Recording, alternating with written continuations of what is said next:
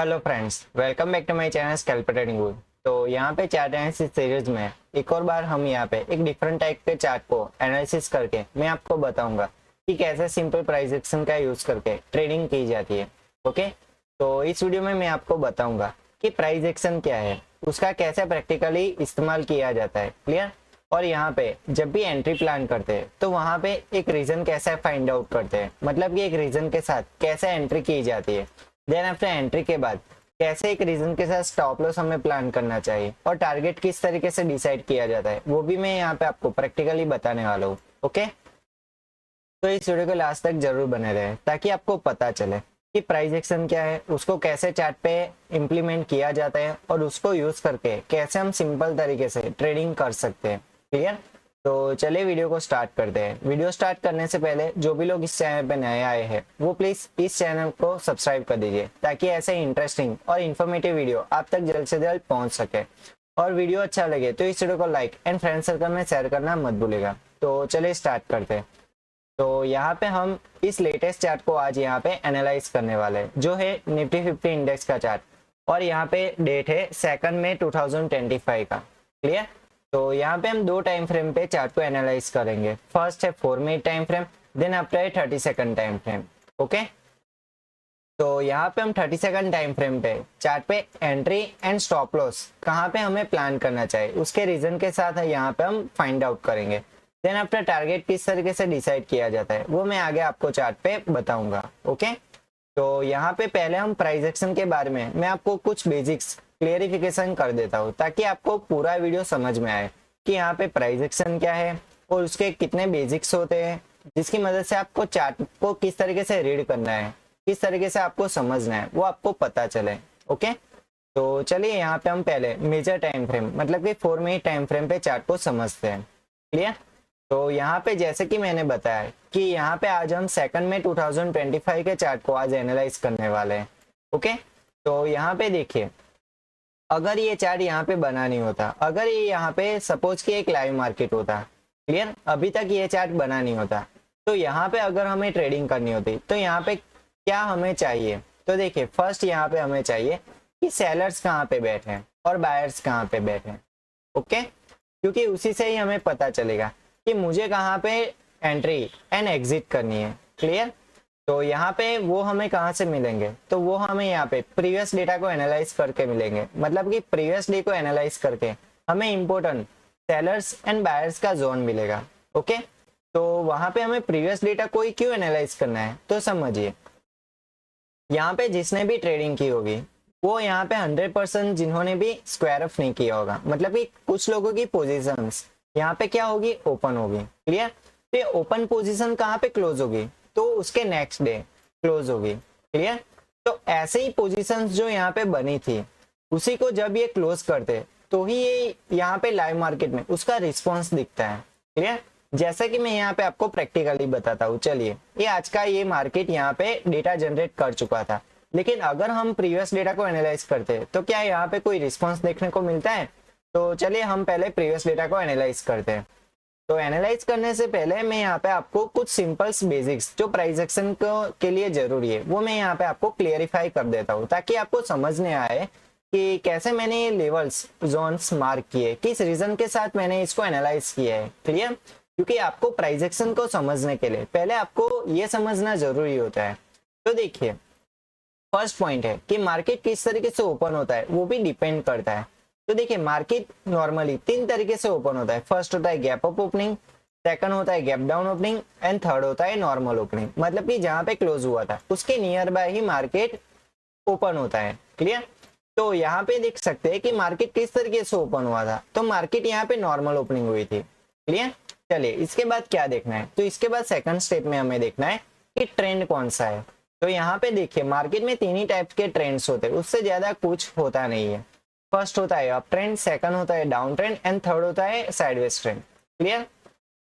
तो यहाँ पे सब एनालिस्ट की यहाँ पे प्रॉब्लम क्या होती है कि वो ट्रेंड कैसे आइडेंटिफाई करते हैं, उनकी मेथड्स अलग अलग होती है। मैं अपनी मेथड्स आपको बताता हूँ कि कैसे हमें ट्रेंड को यहाँ पे आइडेंटिफाई करना चाहिए कि अप ट्रेंड है या डाउन ट्रेंड है या साइडवेज ट्रेंड है। क्लियर?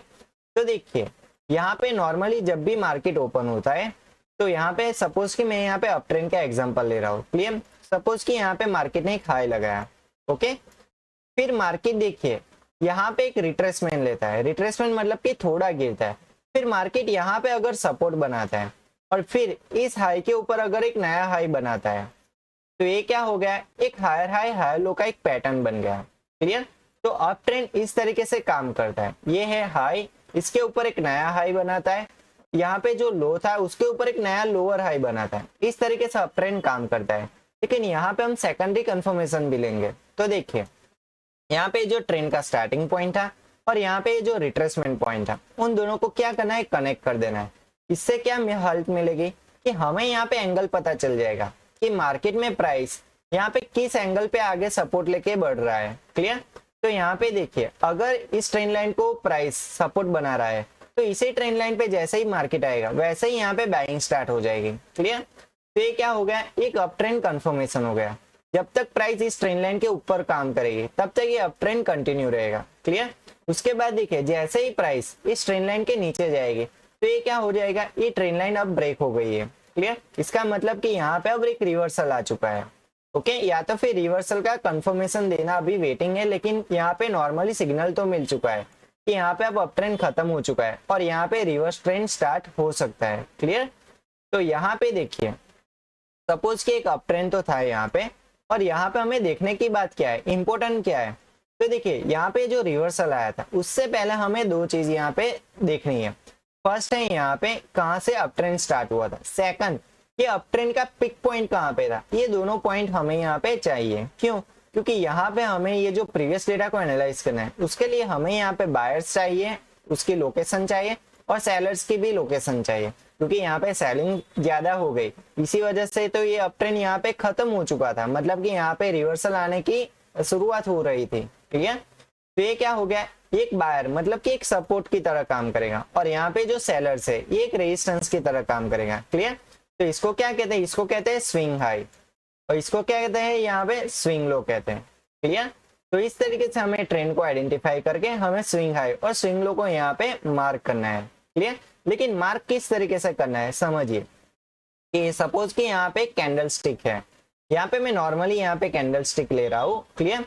यहाँ पे सपोज कि एक बुलिश कैंडल स्टिक पैटर्न है, चलिए ये है ओपन, यहाँ पे क्लोज है और ये इसका हाई है और ये इसका लो है, क्लियर।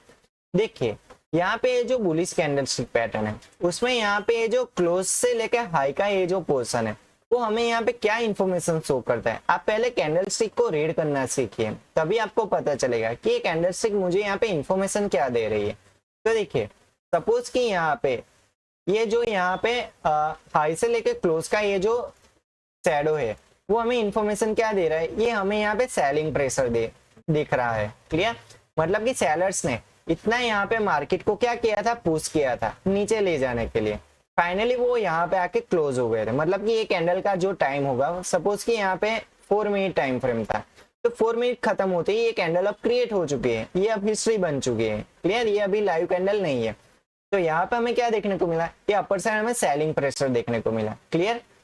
और बॉटम साइड हमें क्या देखने को मिला, तो बॉटम साइड हमें ये जो लो पॉइंट था और यहाँ से ये जो ओपन पॉइंट था, ये जो पूरा पार्ट है वो हमें क्या दिखा रहा है, हमें यहाँ पे बाइंग प्रेशर दिखा रहा है। मतलब कि बायर्स ने यहाँ पे क्या किया था, मार्केट को इतना पुश किया हुआ था, क्लियर।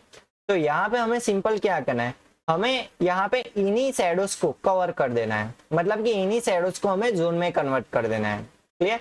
उससे हमें पता चलेगा कि ये वाला जो पोर्शन है वो यहाँ पे बाइंग जोन है और ये वाला जो पोर्शन है वो यहाँ पे सेलिंग जोन है, क्लियर।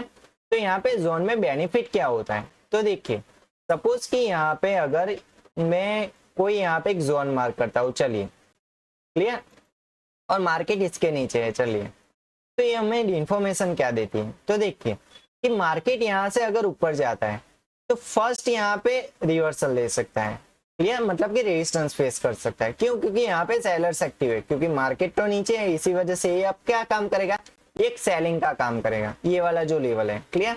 फर्स्ट ये यहाँ से पॉसिबिलिटी बनती है कि यहाँ से रिवर्स हो सकता है। सेकंड पॉसिबिलिटी है कि इसके मिड से यहाँ पे रिवर्सल ले सकता है, मतलब कि इसके अंदर से कहीं पर भी यहाँ पे रिवर्सल ले सकता है। और थर्ड पॉसिबिलिटी क्या है कि इसके जो हायर लिमिट है उससे भी यहाँ पे रिवर्सल ले सकता है, क्लियर। मतलब कि यहाँ पे हमें एक्यूरेसी ज्यादा मिलती है, जोन में हमें एक्यूरेसी ज्यादा मिलती है एज कम्पेयर टू एक सिंपल लाइन। सिंपल लाइन में हमें क्या इन्फॉर्मेशन मिलती है कि सपोज कि यहाँ पे नीचे मार्केट है, तो मार्केट इसी लाइन से ही रिस्पॉन्स दे सकता है, ऐसी हमें यहाँ पे इंफॉर्मेशन मिलती है। लेकिन ये यहाँ पे एक्यूरेसी क्या है, कम है। सपोज कि मार्केट चले इसके ऊपर चला गया और फिर रिवर्स हो गया, तो अगर यहाँ पे ऊपर चला गया तो हमने तो यही सोचा कि मार्केट अब इस लेवल को क्या कर दिया, यहाँ पे ब्रेक कर दिया, तो अब हमें क्या करना है, यहाँ पे व्यू क्या रखना है, अप ट्रेंड का व्यू रखना है। लेकिन मार्केट यहाँ से रिवर्स हो गया, तो क्लियर, इसी वजह से यहाँ पे एक्यूरेसी कम होती है और जोन में एक्यूरेसी ज्यादा होती है। तो हम यहाँ पे क्या करेंगे, प्रीवियस डेटा में हम सिर्फ यहाँ पे जोन मार्क करेंगे। अब आपको यहाँ पे अच्छी तरीके से पता चल जाएगा कि किस तरीके से मैं यहाँ पे जोन्स को मार्क करता हूँ।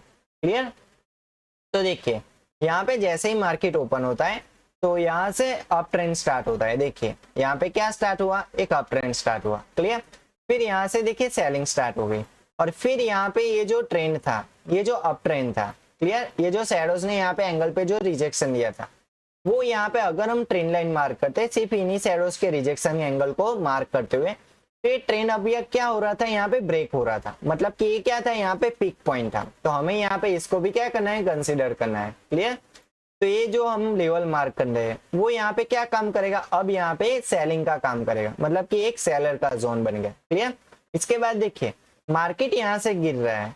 क्लियर, उसके बाद मार्केट यहाँ पे सपोर्ट बना रहा है। ओके, देन आफ्टर यहाँ पे अगर हम ट्रेंड लाइन मार्क करते हैं, ये फर्स्ट एंड सेकंड पॉइंट, मतलब कि ये जो स्टार्टिंग पॉइंट था और यहाँ पे जो रिट्रेसमेंट पॉइंट था, तो इसका ये जो ट्रेंड लाइन थी, ये ट्रेंड लाइन जहां पर भी ब्रेक होती, सपोज कि यहाँ पे मैं एक ट्रेंड लाइन अगर मार्क करता हूँ तो मुझे यहाँ पे आइडिया मिल जाएगा कि ट्रेंड लाइन कहाँ पे ब्रेक हो रही है।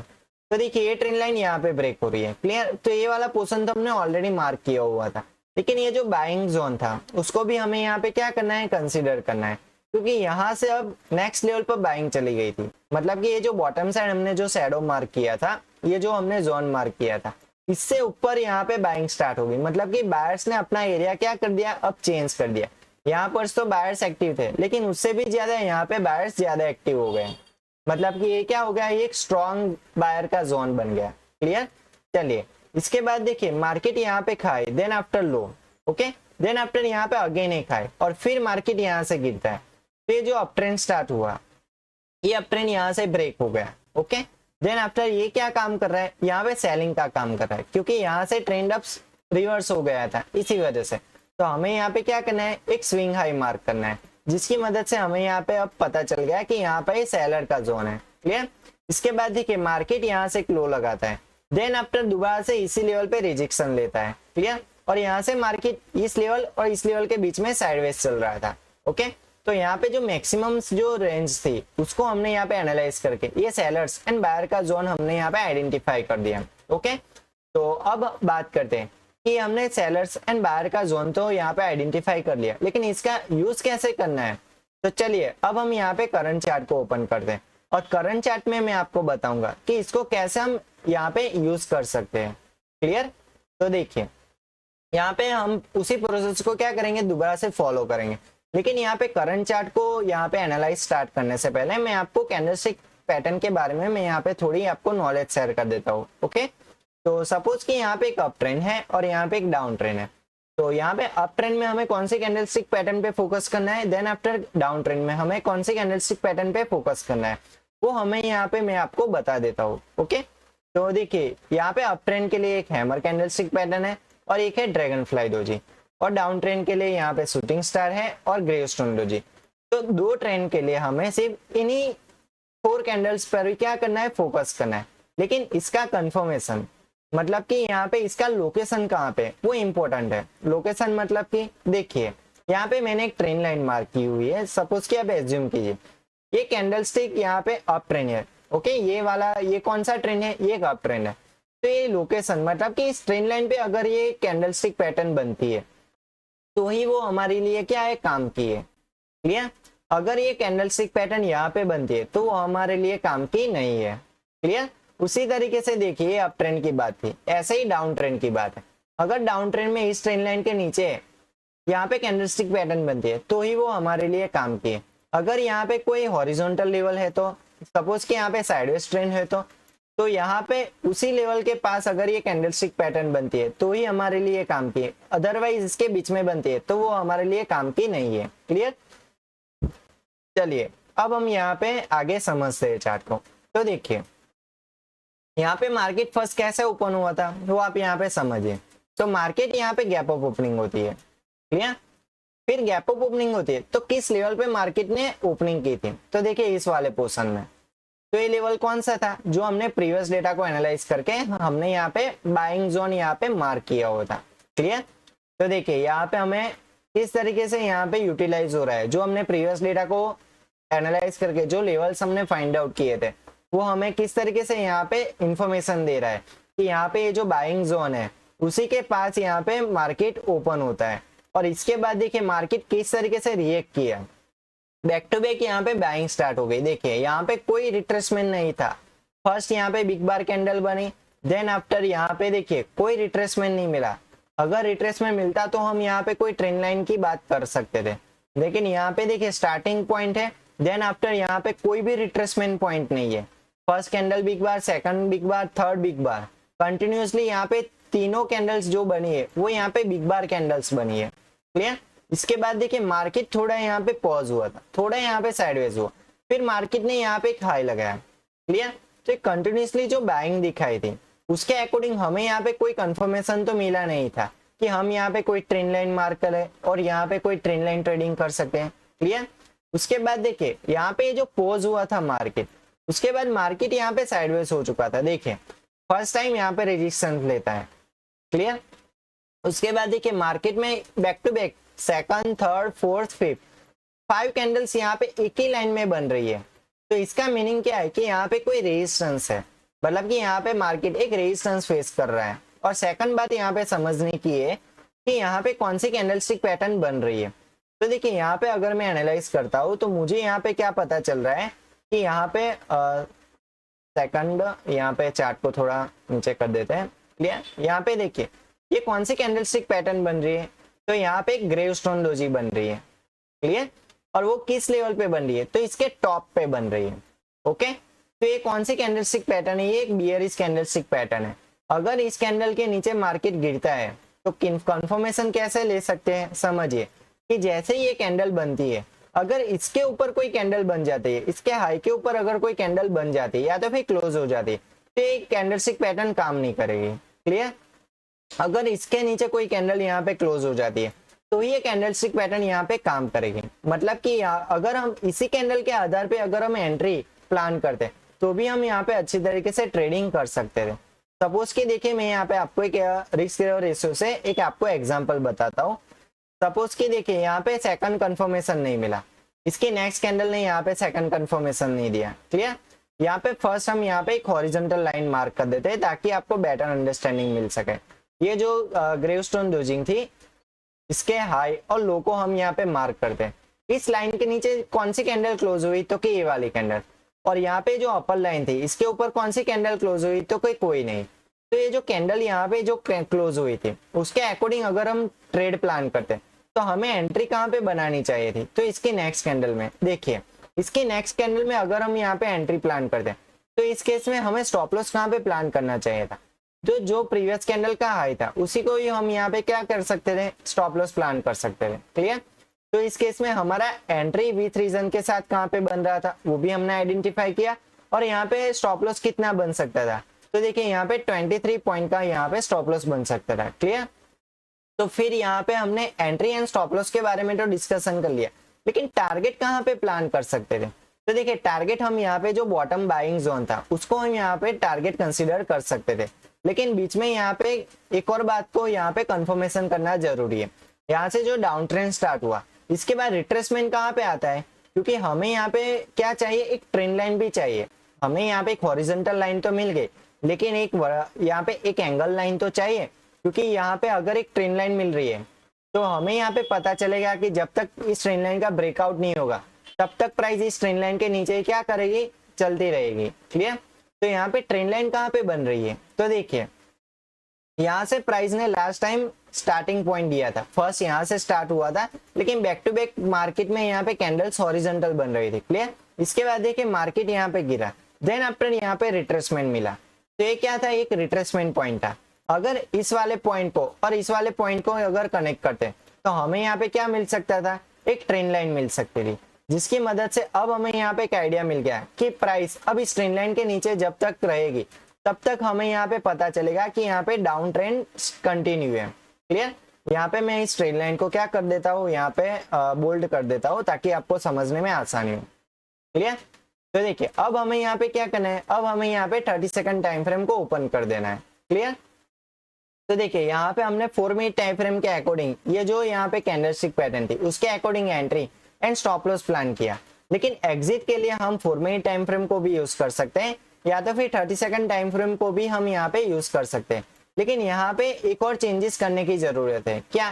तो कि इस ट्रेंड लाइन की एक्यूरेसी। तो देखिए इस ट्रेंड लाइन को हमें यहाँ पे क्या करना है, थोड़ा करेक्शन करना है, क्योंकि 4 मिनट टाइम फ्रेम पे जो हमने ट्रेंड लाइन मार्क की थी उसके अकॉर्डिंग 30 सेकंड टाइम फ्रेम पे वो यहाँ पे थोड़ी अलग तरीके से हमें देखने को मिलेगी। इसी वजह से प्रॉपर एंगल पे ट्रेंड लाइन मिल जाए उसी तरीके से हमें यहाँ पे इस ट्रेंड लाइन को क्या कर देना है, एडजस्ट कर देना है। अब हमें यहाँ पे क्या करना है, सिर्फ इस ट्रेंड लाइन को देखना है और बॉटम साइड ये जो लेवल है उसी को हमें यहाँ पे मार्क करना है। जब तक प्राइस इस ट्रेंड लाइन के नीचे है तब तक यहाँ पे डाउन ट्रेंड कंटिन्यू होगा, ऐसे हम यहाँ पे कंफर्मेशन ले सकते हैं। तो देखिए प्राइस इस ट्रेंड लाइन को यहाँ पर ब्रेक नहीं किया, चलिए यहाँ पर भी ब्रेक नहीं किया, चलिए इसके बाद मार्केट में कहाँ पे इस ट्रेंड लाइन को ब्रेक किया, तो देखिए बॉटम यहाँ पे ब्रेक किया। मतलब कि क्या यहाँ तक हम टारगेट प्लान कर सकते हैं? The answer is yes. क्यों? क्योंकि जब तक इस ट्रेंड लाइन का ब्रेकआउट नहीं है तब तक हम इस ट्रेंड में कंटिन्यू कर सकते थे। तो इसके अकॉर्डिंग हमारा यहाँ पे रिवर्ट कितने पॉइंट का मिल सकता था? तो देखिए अगर मैं यहाँ पे इसको एक्सटेंड करता हूँ तो यहाँ पे हमें एग्जिट मिल सकती थी। मैग्नेट टूल को ऑफ कर देते हैं। चलिए यहाँ पे इस वाली कैंडल के आसपास हमें यहाँ पे एग्जिट मिल सकती थी। देन आफ्टर यहाँ पे इसको एक्सटेंड कर देते हैं। चलिए ये वाली कैंडल थी। क्लियर। तो यहाँ पे मैक्सिमम प्रॉफिट कहाँ पर बुक किया जा सकता था? तो अकॉर्डिंग टू ट्रेंड लाइन हम इस वाले कैंडल के पास ये जो कैंडलस्टिक पैटर्न थी ये जो ट्रेंड लाइन के ऊपर क्लोज हो रही थी यहाँ पे हम मैक्सिमम टारगेट प्लान कर सकते थे। क्लियर। तो यहाँ पे जैसे इस कैंडलस्टिक पैटर्न में हमें कंफर्मेशन मिल जाता कि ये ट्रेंड लाइन के ऊपर क्लोज हो गई है तो एट ए टाइम हम वहां पे एग्जिट प्लान कर सकते थे। तो इसको अकॉर्डिंग मैक्सिमम यहाँ पे रिवर्ट कितना मिल सकता था और कितने रिस्क पे मिल सकता था? तो देखिए यहाँ पे मैक्सिमम रिवर्ट मिल सकता है 279 पॉइंट का और कितने रिस्क पे? तो 23 मतलब कि 23.55 ऑलमोस्ट यहाँ पे 24 के रिस्क पे हमें इजीली 279 पॉइंट इजीली मिल सकते थे। किस मेथड के आधार पे? तो कि प्राइस एक्शन के आधार पे। क्लियर। तो इस तरीके से सक्सेसफुली हम यहाँ पे ट्रेड प्लान कर सकते थे। ओके चलिए अब हम बात करते हैं आगे। अब जाते हैं 4 मिनट टाइम फ्रेम पे और आगे हम यहाँ पे देखते हैं कि आगे मार्केट में क्या हुआ था। तो देखिए यहाँ पे मार्केट ने ये जो लेवल था यहाँ पे हमने ट्रेंड लाइन को यहाँ पे ट्रैक किया था कि हाँ यहाँ पे इस ट्रेंड लाइन का ब्रेकआउट आ रहा है, लेकिन ये जो प्रीवियस जो हमने लेवल मार्क किया था उसी लेवल को भी यहाँ पे ये टारगेट अचीव कर रहा था। इसका मतलब कि अगर हम यहाँ पे ट्रेंड लाइन के हिसाब से भी प्लान करते तो भी हमें एग्जिट मिल सकता था। अगर हम इस लेवल का भी 1 बाय 1 यूज कर सकते थे तो भी हमें यहाँ पे टारगेट प्लान मिल सकता था। क्लियर। तो देखिए यहाँ पे हमने जो प्रीवियस मार्केट को एनालाइज करके ये जो लेवल्स फाइंड आउट किए थे उसको भी हम अच्छी तरीके से यहाँ पे यूटिलाइज कर सकते थे एज अ टारगेट प्लान करने के लिए। क्लियर। चलिए इसके बाद मार्केट में क्या हुआ? तो देखिए यहाँ पे एक मार्केट स्टॉप हो गया था। किस लेवल पे? तो ये जो लास्ट हमने जो सपोर्ट जोन मार्क किया था उसके नीचे देखिए मार्केट ये जो फर्स्ट बियरिश कैंडल बनाती है उसके बाद देखिए यहाँ पे हॉरिजॉन्टल मार्केट हो गई थी और फिर यहाँ पे एक हैमर कैंडलस्टिक बनती है। कहाँ पे? तो कि यहाँ पे बनती है। तो हैमर कैंडलस्टिक कहाँ पे बन रही है? तो कि डाउन ट्रेंड में बन रही है। तो इसका मीनिंग क्या है? तो देखिए यहाँ पे अगर डाउन ट्रेंड में कोई हैमर कैंडलस्टिक पैटर्न बनती है तो इसका मीनिंग है कि यहाँ से रिवर्सल आ सकता है। क्लियर। लेकिन इसका कंफर्मेशन तो देखिए हैमर कैंडलस्टिक पैटर्न का कंफर्मेशन यहाँ पे लेना जरूरी है। तो कैसे ले सकते हैं? प्रीवियस जो भी कैंडल है, सपोज कि यहाँ पे प्रीवियस ये वाली कैंडल है तो इस वाली कैंडल के ऊपर अगर इसकी जो नेक्स्ट कैंडल है वो अगर यहाँ पे क्लोज करती है तो ही हमें यहाँ पे रिवर्सल का सिग्नल मिल सकता है। तो देखिए प्रीवियस कैंडल कौन सी थी? तो कि ये वाली थी। तो इसके हाई के ऊपर क्या ये कैंडल क्लोज हो रही है? The answer is yes. तो यहाँ पे ये कैंडल क्लोज हो रही है। इसका मतलब कि यहाँ पे अब ट्रेंड रिवर्स हो सकता है। लेकिन अपर साइड तो देखिए मार्केट इसके नीचे है तो अब ये लेवल किस तरीके से काम करेगा? अब ये यहाँ पे रेजिस्टेंस की तरह काम करेगा। ये जो डाउन ट्रेंड था उसके लिए तो ये लेवल सपोर्ट की तरह काम कर रहे थे, लेकिन मार्केट इसके नीचे है, तो इस तरीके से यहाँ पे ये लेवल अब रेजिस्टेंस की तरह काम करेगा। क्लियर? तो देखिए यहाँ पे फर्स्ट हमें हैमर कैंडलस्टिक पैटर्न मिली, लेकिन यहाँ पे तो स्टार्टिंग पॉइंट था, ये जो ट्रेंड था यहाँ पे क्या था, इसका स्टार्टिंग पॉइंट था, तो इसका हमें क्या चाहिए, एक रिट्रेसमेंट पॉइंट भी चाहिए।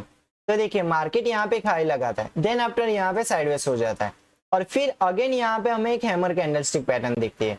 तो यहाँ पे देखिए इसी लेवल के पास एक सेकंड हैमर कैंडलस्टिक पैटर्न दिखती है। तो इसका मीनिंग क्या है कि यहाँ पे अगर इस लेवल के ऊपर अगर यहाँ पे एक हैमर कैंडलस्टिक पैटर्न बनती है, तो इससे यहाँ पे इंफॉर्मेशन ये मिलती है कि यहाँ से बाइंग स्टार्ट हो सकती है। तो अगर हम यहाँ पे इन दोनों पॉइंट्स को अगर कनेक्ट करते हैं तो हमें यहाँ पे एक ट्रेंड लाइन भी मिल सकती थी। देखिए ये जो स्टैटिक पॉइंट था और यहाँ पे जो रिट्रेसमेंट पॉइंट था, उन दोनों को अगर हम यहाँ पे कनेक्ट करते हैं तो हमें यहाँ पे एक ट्रेंड लाइन भी मिल सकती थी। तो इस कैंडलस्टिक पैटर्न के बाद हम यहाँ पे एक एंट्री भी प्लान कर सकते थे। तो कौन सी एंट्री? तो देखिए ये जो रेजिस्टेंस लेवल था उसके ऊपर अगर यहाँ पे कोई कैंडल्स यहाँ पे क्लोज हो जाती है तो उसके नेक्स्ट कैंडल में हम यहाँ पे एंट्री प्लान कर सकते थे। तो छोटा सा यहाँ पे एक स्कैल्पिंग भी किया जा सकता है, यहाँ पे एंट्री एंड देन आफ्टर ये जो नियरेस्ट रेजिस्टेंस था उसको हम एज अ टारगेट कंसीडर कर सकते थे, लेकिन यहाँ पे नियर बाय लेवल्स थे, तो यहाँ पे सिंपल एक स्कैल्पिंग ही किया जा सकता था। यहाँ पे कोई लॉन्ग टर्म यहाँ पे कोई प्लान नहीं किया जा सकता था। क्लियर? अगर ये लेवल थोड़ा दूर होता, ये लेवल अगर यहाँ पे दूर होता तो हम इसको होल्ड कर सकते थे। क्लियर? जिस तरीके से यहाँ पे होल्ड किया गया था, जिस तरीके से इस ट्रेंड लाइन को हमने यहाँ पे रेफरेंस की तरह यूज किया था।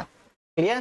चलिए इसके बाद देखिए प्राइस यहाँ पे इस लेवल को तो टच करता है, लेकिन जैसे ही इस लेवल को टच करता है दोबारा से यहाँ पे साइडवेज हो जाता है, तो यहाँ पे अगेन एक शूटिंग स्टार बनता है। देखिए यहाँ पे कौन सी कैंडलस्टिक पैटर्न बनी, तो यहाँ पे शूटिंग स्टार बनी। कहाँ पे बनी? तो कि इस रेजिस्टेंस जोन के पास बनी। मतलब कि इसका मीनिंग क्या है कि अब यहाँ से रिवर्सल आ सकता है, ऐसा यहाँ पे एक सिग्नल दे रहा है। क्लियर? इसके बाद देखिए मार्केट में यहाँ पे candles back to back sideways की तरह यहाँ पे बन रही थी, और फिर मार्केट में यहाँ पे रिवर्सल आता है, और इस ट्रेंड लाइन को यहाँ पे क्या कर रहा है, मार्केट ब्रेक डाउन कर रहा है। ब्रेक डाउन करने के बाद देखिए दोबारा से यहाँ पे सपोर्ट बनाता है, और सपोर्ट बनाने के बाद देखिए दोबारा से यहाँ पे हमें एक हैमर कैंडलस्टिक पैटर्न मिल रही है। तो यहाँ पे हमें क्या देखने को मिल रहा है कि मार्केट यहाँ पे इन दोनों लेवल के बीच में क्या कर रहा है, साइडवेज की तरह काम कर रहा है। अपर साइड सेलिंग आ रही है और बॉटम साइड बाइंग आ रही है। क्लियर? तो ये अभी भी यहाँ पे कोई ट्रेंड नहीं चल रहा है, मतलब कि यहाँ पे कोई मोमेंटम नहीं है। सिंपल यहाँ पे जैसे ही मार्केट इस लेवल को टच करता है वैसे ही यहाँ पे रिवर्सल आ जाता है, और उसी तरीके से जैसे ही मार्केट बॉटम लेवल को टच करता है तो वैसे ही यहाँ पे रिवर्सल आ जाता है। क्लियर?